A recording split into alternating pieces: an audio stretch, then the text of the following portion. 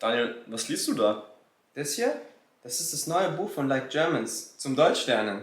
Das heißt German Easy Reader for Beginners. Neues Buch? Und was steht da drin? Das Buch besteht aus 25 Kurzgeschichten, die euch dabei helfen, Deutsch zu lernen. Die Geschichten sind ähnlich aufgebaut wie unsere Videos. Zu jeder Geschichte bekommt ihr eine Zusammenfassung, eine Vokabelliste mit Übersetzungen der schwierigsten Wörter auf Englisch und außerdem ein Quiz, mit dem ihr überprüfen könnt, ob ihr alles verstanden habt. Also Leute, das ist unser neues Buch German Easy Reader for Beginners. Wenn euch unsere Videos schon auf diesem Kanal gefallen, dann werdet ihr es lieben. Ihr könnt es ganz einfach bei Amazon bestellen. Den Link findet ihr unten in der Videobeschreibung. Und jetzt viel Spaß mit dem neuen Video. Auf geht's. Oh nein, heute Abend ist wieder mein Deutschkurs. Oh nein, heute Abend ist wieder mein Deutschkurs. Ich habe Angst davor, zum Unterricht zu gehen, weil ich noch nicht so gut Deutsch spreche. Ich habe Angst davor, zum Unterricht zu gehen, weil ich noch nicht so gut Deutsch spreche. Mein Lehrer ist wirklich nett, aber immer, wenn er mich etwas fragt, fehlen mir plötzlich die Worte. Mein Lehrer ist wirklich nett, aber immer, wenn er mich etwas fragt, fehlen mir plötzlich die Worte. Ich weiß auch nicht, woran das liegt. Wenn ich in meiner Muttersprache rede, passiert mir so etwas nicht. Ich weiß auch nicht, woran das liegt. Wenn ich in meiner Muttersprache rede, passiert mir so etwas auch nicht. Hoffentlich schaffe ich es irgendwie, meine Angst vor dem Deutschsprechen zu verlieren. Hoffentlich schaffe ich es irgendwie, meine Angst vor dem Deutschsprechen zu verlieren. Hier ist meine Sprachschule. Oh nein, der Unterricht beginnt schon in 15 Minuten. Ich bin jetzt schon total aufgeregt. Hier ist meine Sprachschule. Oh nein, der Unterricht beginnt schon in 15 Minuten. Ich bin jetzt schon total aufgeregt. Da vorne ist der Raum, in dem mein Unterricht stattfindet. Die anderen sind bestimmt schon da. Ich sollte mich beeilen. Da vorne ist der Raum, in dem mein Unterricht stattfindet. Die anderen sind bestimmt schon da. Ich sollte mich beeilen. Oh nein, es sind nur noch Plätze in der ersten Reihe frei. Hoffentlich ruft der Lehrer mich nicht auf. Oh nein, es sind nur noch Plätze in der ersten Reihe frei. Hoffentlich ruft der Lehrer mich nicht auf. Da vorne kommt der Lehrer. Sein Name ist Herr Martin. Er ist Muttersprachler. Da vorne kommt der Lehrer. Sein Name ist Herr Martin. Er ist Muttersprachler. Guten Morgen, liebe Schüler. Heute wollen wir über den Perfekt sprechen. Den Perfekt benutzen wir, um über die Vergangenheit zu sprechen. Guten Morgen, liebe Schüler.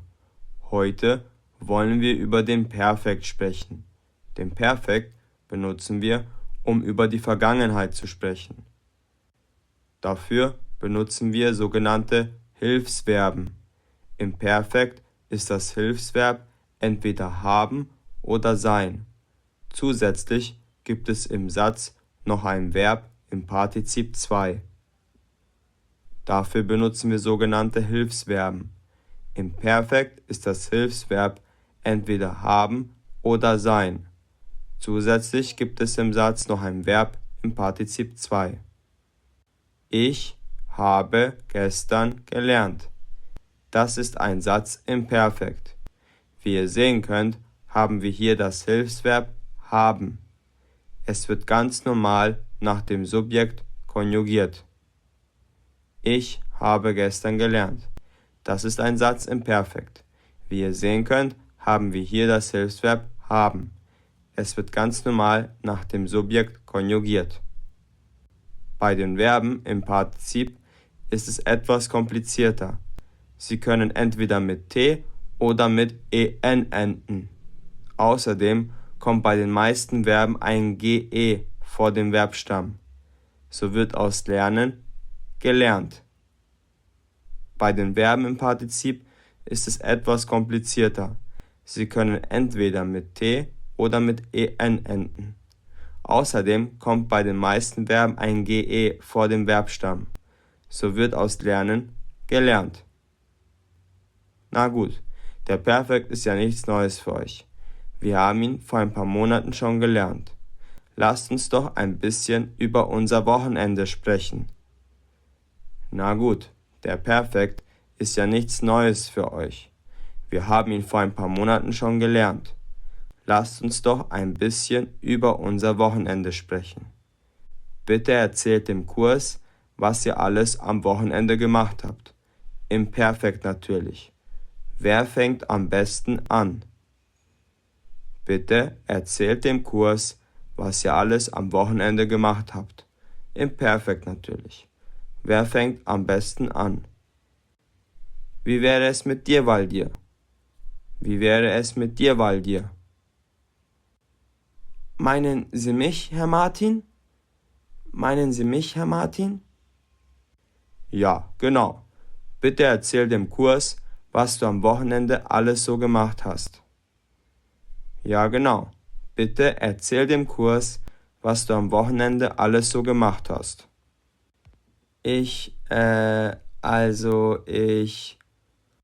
Du musst keine Angst haben, Waldir. Wir sind alle hier zum Lernen. Du musst keine Angst haben, Waldir. Wir sind alle hier zum Lernen. Es tut mir leid, Herr Martin. Es geht einfach nicht. Ich habe wirklich Schwierigkeiten beim Deutschsprechen. Es tut mir leid, Herr Martin. Es geht einfach nicht. Ich habe wirklich Schwierigkeiten beim Deutschsprechen. Die Wörter kommen einfach nicht aus meinem Mund. Haben Sie vielleicht ein paar Tipps für mich? Die Wörter kommen einfach nicht aus meinem Mund. Haben Sie vielleicht ein paar Tipps für mich? Natürlich, das ist ganz normal. Mach dir darüber nicht zu viele Gedanken. Natürlich, das ist ganz normal. Mach dir darüber nicht zu viele Gedanken. Das Wichtigste ist, dass du keine Angst davor hast, Fehler zu machen. Fehler machen ist etwas ganz Natürliches. Es ist sogar etwas Gutes, denn aus Fehlern lernt man. Das Wichtigste ist, dass du keine Angst davor hast, Fehler zu machen. Fehler machen ist etwas ganz Natürliches. Es ist sogar etwas Gutes, denn aus Fehlern lernt man. Deshalb würde ich dir raten, einfach so viel zu reden wie möglich. Egal wie viele Fehler du machst. Desto mehr Fehler du heute machst, desto weniger machst du morgen. Deshalb würde ich dir raten, einfach so viel zu reden wie möglich. Egal wie viele Fehler du machst. Desto mehr Fehler du heute machst, desto weniger machst du morgen. Ich empfehle dir auch, deutsche Bücher zu lesen. Dadurch lernst du wichtige Sätze und neue Vokabeln. Ein Link zu einem sehr guten Buch für Anfänger und Fortgeschrittene ist in der Videobeschreibung. Ich empfehle dir auch, deutsche Bücher zu lesen. Dadurch lernst du wichtige Sätze und neue Vokabeln. Ein Link zu einem sehr guten Buch für Anfänger und Fortgeschrittene ist in der Videobeschreibung. Ich kann dir auch empfehlen, mit dir selbst zu sprechen. Ich weiß, das klingt etwas komisch, aber es hilft wirklich sehr. Ich kann dir auch empfehlen, mit dir selbst zu sprechen. Ich weiß, das klingt etwas komisch, aber es hilft wirklich sehr. Wie genau soll das funktionieren, Herr Martin? Wie genau soll das funktionieren, Herr Martin? Am besten du stellst dich vor einen Spiegel und redest laut und deutlich. Nimm ein Blatt Papier und schreib dir alle Wörter auf, bei denen du Probleme mit der Aussprache oder Übersetzung hast. Am besten, du stellst dich vor einen Spiegel und redest laut und deutlich. Nimm ein Blatt Papier mit und schreib dir alle Wörter auf, bei denen du Probleme mit der Aussprache oder Übersetzung hast. Diese Wörter kannst du dann übersetzen und somit gleich dein Vokabular erweitern. Das hat mir damals beim Spanischlernen sehr geholfen. Diese Wörter kannst du dann übersetzen und somit gleich dein Vokabular erweitern. Das hat mir damals beim Spanischlernen sehr geholfen. Es könnte dir auch helfen, deutsche Serien oder Filme zu schauen. Auf Netflix gibt es ein paar deutsche Serien, wie zum Beispiel Türkisch für Anfänger. Du kannst die Serie auf Deutsch mit Untertitel in deiner Muttersprache schauen. Es könnte dir auch helfen, deutsche Serien oder Filme zu schauen. Auf Netflix gibt es ein paar deutsche Serien, wie zum Beispiel Türkisch für Anfänger. Du kannst die Serie auf Deutsch mit Untertitel in deiner Muttersprache schauen. Auch wenn du am Anfang nicht alles verstehst, lernst du unterbewusst neue Wörter und du lernst, dich mit der Sprache wohler zu fühlen. Auch wenn du am Anfang nicht alles verstehst, lernst du unterbewusst neue Wörter und du lernst, dich mit der Sprache wohler zu fühlen. Mein letzter Rat für dich ist, viel Zeit mit Leuten zu verbringen, die nur Deutsch sprechen. Dadurch bist du gezwungen, dich aus deiner Komfortzone zu bewegen und Deutsch zu sprechen. Mein letzter Rat für dich ist, viel Zeit mit Leuten zu verbringen, die nur Deutsch sprechen. Dadurch bist du gezwungen, dich aus deiner Komfortzone zu bewegen und Deutsch zu sprechen. Wow, vielen Dank, Herr Martin. Die Tipps werden mir mit Sicherheit helfen. Wow, vielen Dank, Herr Martin. Die Tipps werden mir mit Sicherheit helfen. Hallo Leute, ich bin Daniel. Ich bin David und wir sind eure Deutschlehrer. Auf unserem Kanal findet ihr Videos, die euch dabei helfen, Deutsch zu lernen. Schaut auf unserer Patreon-Seite vorbei, dort bekommt ihr Übersetzungen zu den Videos und weiteres Material zum Deutschlernen.